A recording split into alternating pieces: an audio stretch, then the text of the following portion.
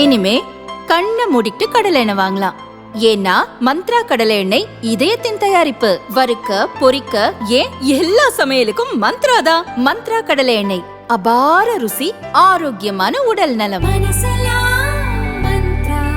மீன்வளத்துறை அமைச்சர் அனிதா ராதாகிருஷ்ணன் 2001 முதல் 2006 வரையிலான திமுக ஆட்சியிலும் அமைச்சராக இருந்தார். அப்போது வருமானத்துக்கு அதிகமாக 2,07,96,384 ரூபாய் சொத்து சேர்த்ததாக கூறப்படுகிறது.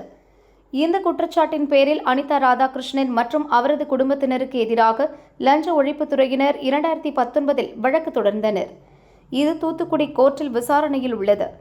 இந்நிலையில் அனிதா ராதாகிருஷ்ணனுக்கு எதிரான சொத்து குவிப்பு வழக்கை மதுரையில் உள்ள ஸ்பெஷல் கோர்ட்டுக்கு மாற்ற தூத்துக்குடி கோர்ட்டில் அமலாக்கத்துறை மனு தாக்கல் செய்திருந்தது.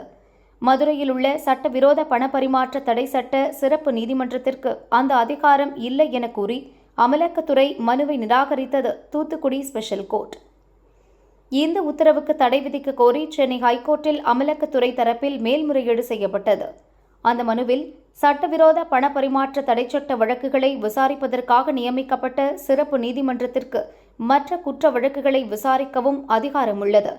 அதனால் இந்த வழக்கை தூத்துக்குடி நீதிமன்றத்தில் இருந்து மதுரைக்கு மாற்றுவதால் லஞ்ச ஒழிப்புத்துறைக்கு எந்த பாதிப்பும் ஏற்படாது என தெரிவிக்கப்பட்டது. சென்னை ஹைகோர்ட் தலைமை நீதிபதி தர்மாதிகாரி, நீதிபதி அருள்முருகன் ஆகியோர் அடங்கிய அமர்வில் இந்த மனு விசாரணைக்கு வந்தது. 4 வாரங்களுக்குள் பதில் மனு தாக்கல் செய்யும்படி லஞ்ச ஒழிப்புத்துறை, மீன்வளத்துறை அமைச்சர் அனிதா ராதாகிருஷ்ணன் மற்றும் அவரது குடும்பத்தினருக்கு உத்தரவிட்டனர். வழக்கு விசாரணையை தேதி குறிப்பிடாமல் ஒத்திவைத்தனர்.